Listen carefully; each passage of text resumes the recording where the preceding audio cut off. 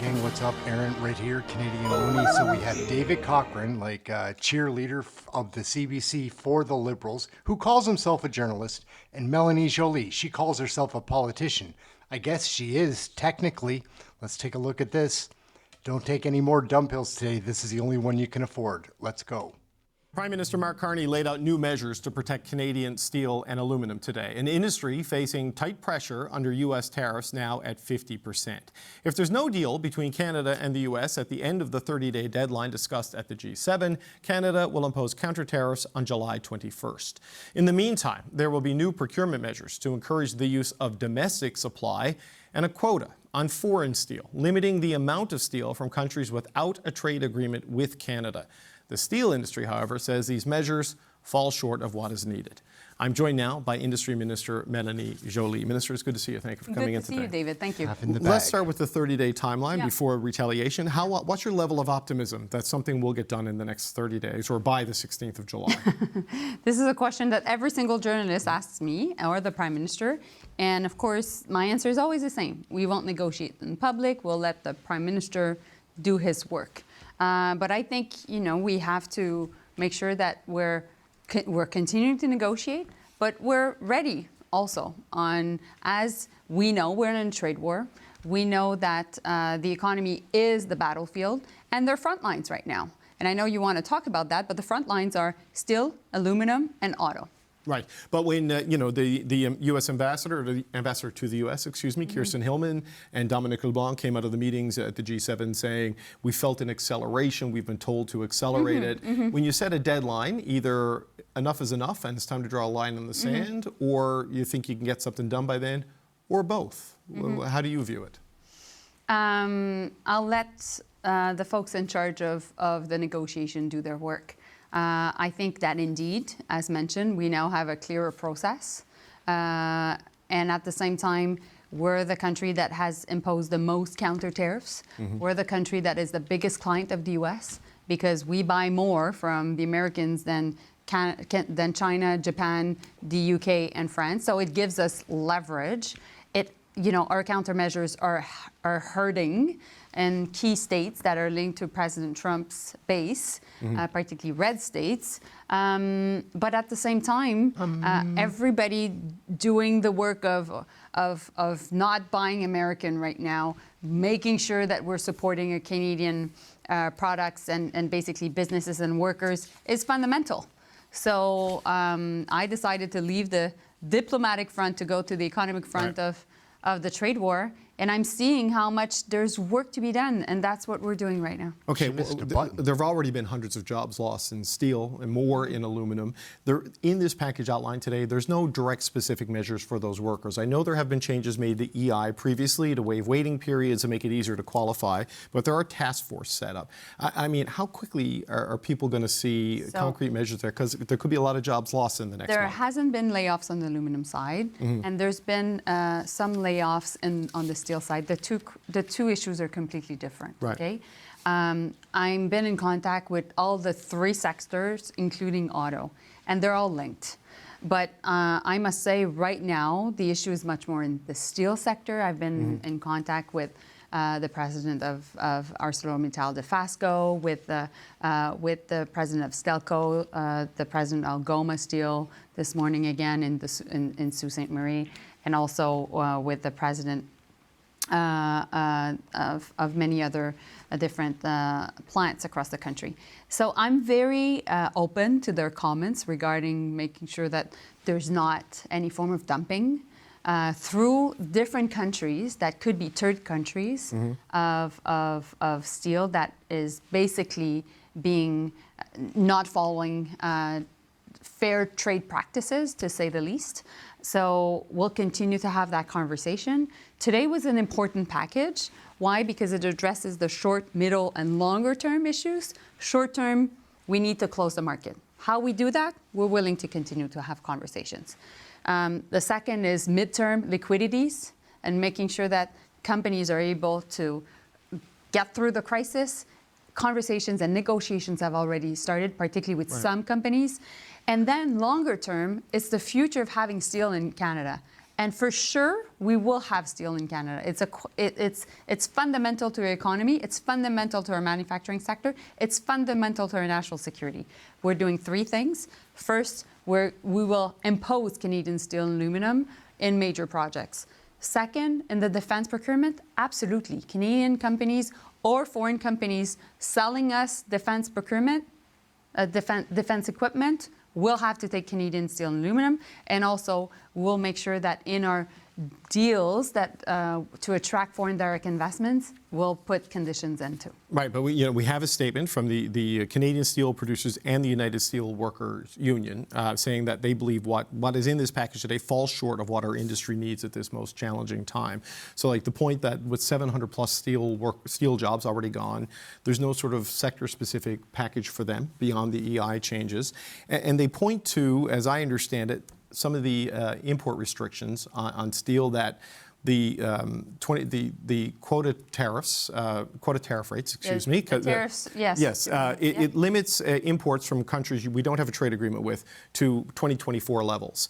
They already feel the 2024 levels were pretty high, and some of the bad actors that they've pointed to in the past in sort of bringing in cheap steel and kind of dumping it here, South Korea, Vietnam, because they have trade agreements with Canada, they're not affected by this at all. So they're not getting kind of the protections they were looking for. How do you respond to that? Well, I think we have to look at the details of this because we include also another condition that is the steel needs to be melted and pour in Canada. Yes. So that's also something that is that the industry needs to be able to assess. This is the country of melt and pour issue. Exactly. So this is to stop like Chinese steel going through South Korea to get into Canada? Is it that sort of thing? That's the idea. Now, what we want to do is to continue the conversations because, of course, we want to protect these jobs. Of course, we want to make sure that we have an industry, a steel industry. And my job as industry minister is to fight for these jobs and to fight for these plants.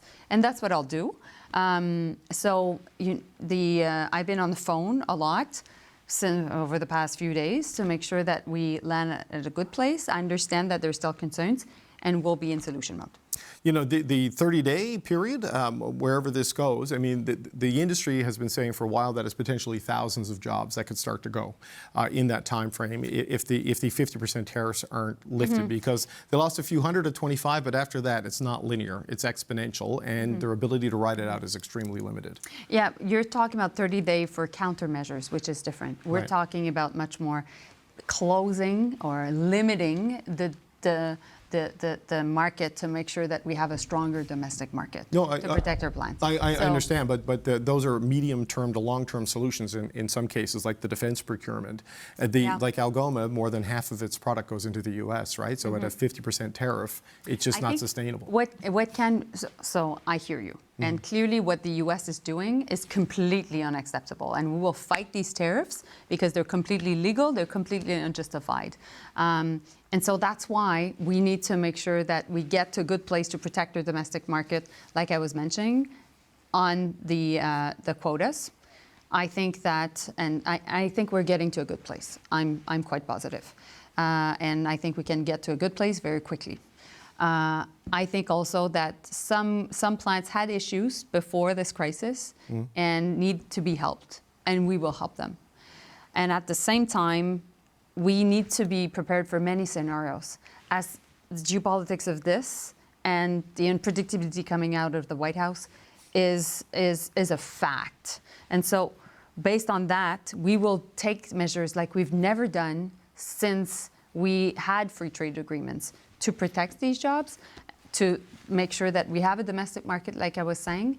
And at the same time, we want to make sure that certain plants are able to pivot to make sure that they are able to do the type of steel that is necessary for a defense sector, which is not the case necessarily right now. There's an interdependency between steel and the auto sector in Canada. We need to make sure that the steel is able to be in a way ready to help our major projects and at the same time the defense sector. And meanwhile, the auto sector needs to continue and we need to work together.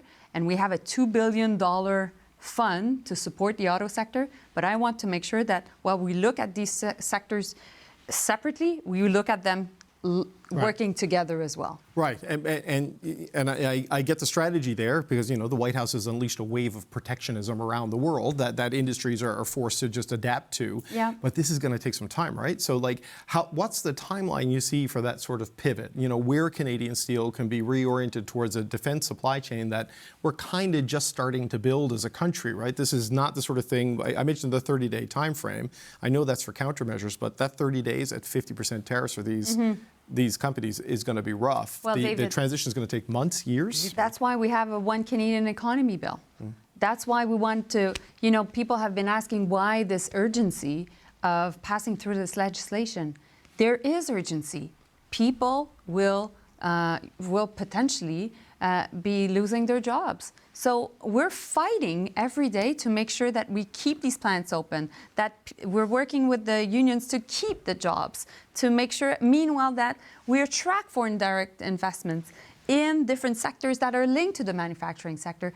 It's the future of jobs in the trade that is right now not only at risk, but actually could be potentially a great opportunity, because we'll have so many different major infrastructure projects and so many investments in aerospace, in auto, because of defense procurement. So that's why we want to speed this up. That's why I'm extremely impatient and not sleeping enough at night. That's why I wanted this job, because I knew that our people would be potentially at risk. And I'm seeing it all around the world. The most important thing is ultimately people having a job and their family being able to, you know, put, like we say in French, butter and bread on the table. So that's why this is a first response to the steel and aluminum crisis. We will be working on other different types of solutions. We're really open. I'm absolutely open to make sure that the government plays its role. And not only that, we will make sure that not only the companies also do their role, but we will work with union, because this is a question of ultimately keeping the trust between people and their government. Just as a final point, Minister, that sort of bigger picture restructuring you were talking about there, linking steel with auto, defense, and all of these things, you know, conceptually, it reminds me of the conversation that the country had after COVID, when it was like, we can't trust China for masks, we can't trust them for medical supplies, we need to build industrial capacity domestically. Absolutely. And there was that shift. You know, those are more niche products than sort of like steel and auto, but if we do have to, as a country, pivot to this more of a domestic integration, seems like that is going to drive up costs, right? Because, you know, part of the benefits of the trade order has been to bring prices down. I mean, is that what the country needs to prepare for and consumers need to prepare for? Because forced on us by the United States, no question, but is that where you see it going? I think it's a very good question. And that is exactly what's happening in the U.S. Inflation is going to rise. And right now, on average, an American is bearing 20% tariff, so a 20% tax against him or her. So meanwhile, we have to do two things. We need to make sure that we continue to have free trade agreements with the EU and many other countries, which we have free trade agreements, to make sure, to your point, that costs are down. But in certain sectors, including, of course, the steel, aluminum, and auto sector, we need to make sure that we protect our workers. And this is indeed protectionism, because the trade war has been launched, and ultimately it's a question not only of protecting the jobs, like I was saying, but it's a question of sovereignty, of being able to not be dependent on the US to build things in Canada. And that's why we're coming up with a plan to build Canada with major projects, with defense procurement. So it's all linked. I know for you know, people watching us right now, it seems that there's a big complexity to all of this.